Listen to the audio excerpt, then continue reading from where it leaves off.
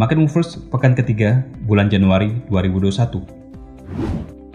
Pergerakan pasar pekan ini masih volatile dan memberikan banyak peluang trading dengan beberapa sentimen yang akan menggerakkan pasar, seperti ketegangan politik di Amerika Serikat yang masih berlangsung menjelang pelantikan Presiden terpilih Joe Biden, ekspektasi stimulus fiskal lanjutan Amerika Serikat, meningkatnya kasus COVID-19 di dunia, dan kebijakan moneter terbaru dari 3 bank sentral utama, yaitu Bank Sentral Kanada, Jepang, dan Eropa. Senin, 18 Januari. Pagi hari, dolar Australia akan mendapatkan katalis dari data GDP kuartal keempat dan data produksi industri bulan Desember Tiongkok. Bila kedua data ini mengindikasikan pertumbuhan ekonomi Tiongkok, dolar Australia bisa menguat karena Tiongkok merupakan rekan dagang utama Australia.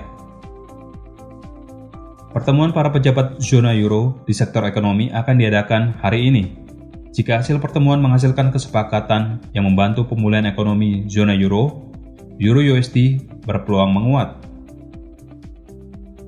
Malam hari, dolar Kanada akan mendapatkan penggerak dari data jumlah pembangunan rumah baru Kanada di bulan Desember. Bertumbuhnya jumlah rumah yang dibangun bisa mengindikasikan pemulihan ekonomi. Dolar Kanada berpeluang menguat, USD CAD turun. Hari ini, pasar Amerika Serikat libur memperingati Hari Martin Luther King.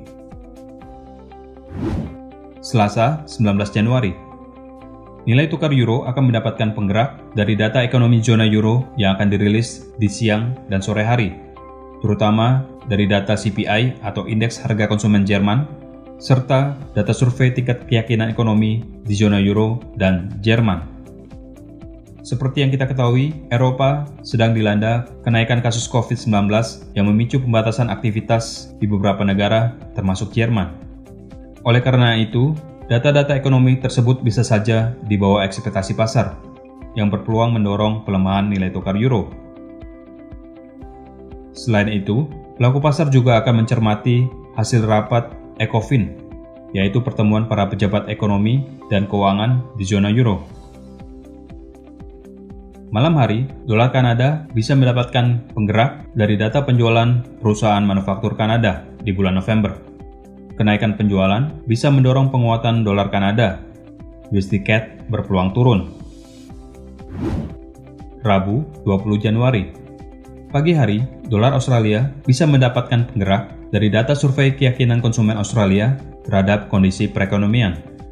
Tingkat keyakinan yang meninggi bisa membantu penguatan nilai tukar dolar Australia. Siang hari, GBP bisa mendapatkan penggerak dari data Indeks Harga Konsumen Inggris untuk bulan Desember. Data ini bisa menunjukkan kenaikan konsumsi yang bisa mendukung pemulihan ekonomi Inggris. Hasil yang di bawah ekspektasi bisa mendorong pelemahan nilai tukar pound sterling. Selanjutnya, nilai tukar euro akan mendapatkan penggerak dari data Indeks Harga Produsen Jerman dan Indeks Harga Konsumen Final zona euro di bulan Desember. Kedua data ini bisa saja memburuk di tengah kondisi kenaikan kasus COVID-19 di zona euro. Nilai tukar euro berpeluang melemah. Malam hari, dolar Kanada akan mendapatkan market mover dari data Indeks Harga Konsumen Kanada bulan Desember dan pengumuman hasil rapat kebijakan moneter Bank Sentral Kanada. Bila tingkat inflasi naik dan Bank Sentral menyuarakan optimisme terhadap pemulihan ekonomi Kanada, dolar Kanada bisa menguat. USD CAD berpeluang turun. Kamis, 21 Januari. Pelaku pasar akan mendengarkan pidato pertama Joe Biden sebagai presiden terpilih ke-46 Amerika Serikat.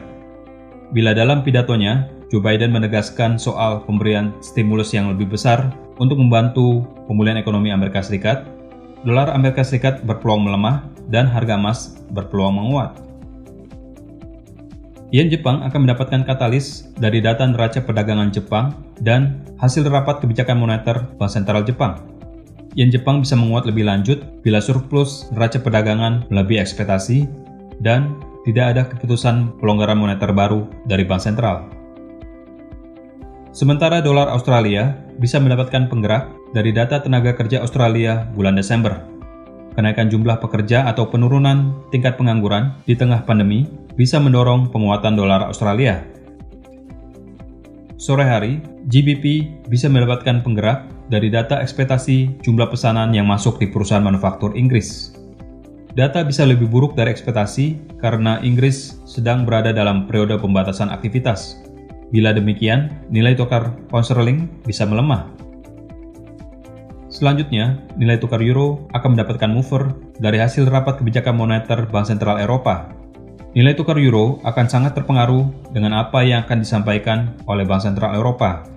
Bila Bank Sentral masih pesimis dengan kondisi zona euro karena pandemi dan membuka peluang stimulus moneter tambahan, nilai tukar euro bisa melemah.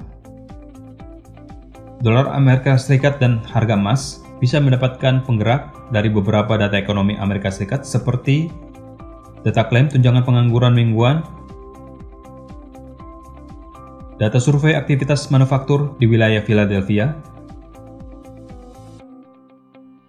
dan data izin membangun di bulan Desember.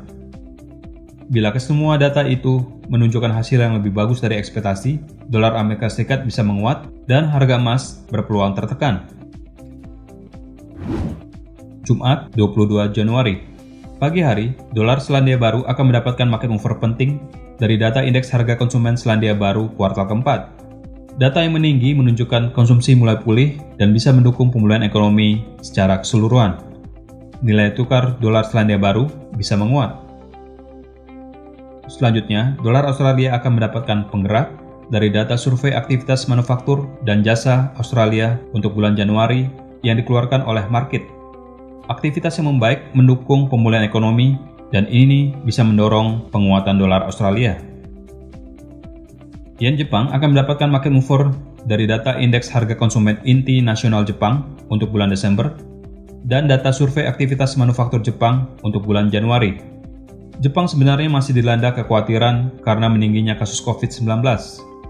Tapi bila hasil kedua data tersebut membaik, yen Jepang berpeluang menguat, USD JPY bergerak turun. Siang hari, GBP akan mendapatkan katalis dari data penjualan retail Inggris bulan Desember. Pembatasan aktivitas yang diberlakukan di Inggris tentu bisa menekan penjualan. Bila demikian, nilai tukar pound sterling berpeluang melemah. Selanjutnya, nilai tukar euro akan mendapatkan penggerak dari data survei aktivitas manufaktur dan jasa untuk bulan Januari dari negara Prancis, Jerman,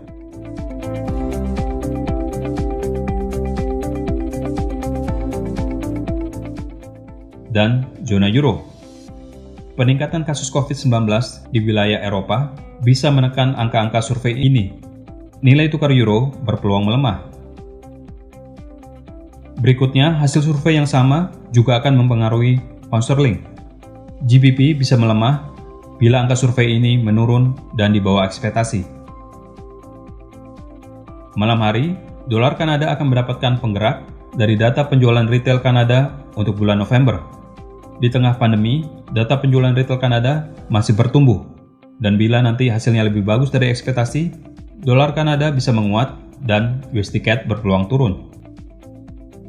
Dolar Amerika Serikat dan harga emas akan mendapatkan katalis dari data ekonomi Amerika Serikat, yaitu data survei aktivitas manufaktur dan jasa untuk bulan Januari, serta data penjualan rumah yang sudah lama dibangun untuk periode Desember.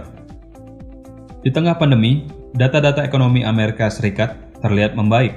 Bila demikian, dolar Amerika Serikat berpeluang menguat, harga emas berpotensi turun. Selanjutnya, fokus pasar akan tertuju ke data inventory minyak mentah Amerika Serikat yang dirilis mingguan oleh Lembaga Energy Information Administration. Jika inventory menunjukkan penurunan, ini menjadi sentimen positif untuk harga minyak. Berikut adalah jadwal market movers yang lebih lengkap untuk Anda perhatikan, agar Anda tidak kehilangan kesempatan.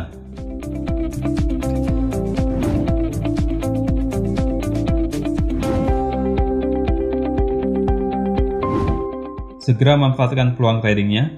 Untuk informasi lebih lanjut, silakan hubungi kontak person Anda di MEFX. Terima kasih dan sukses untuk trading Anda.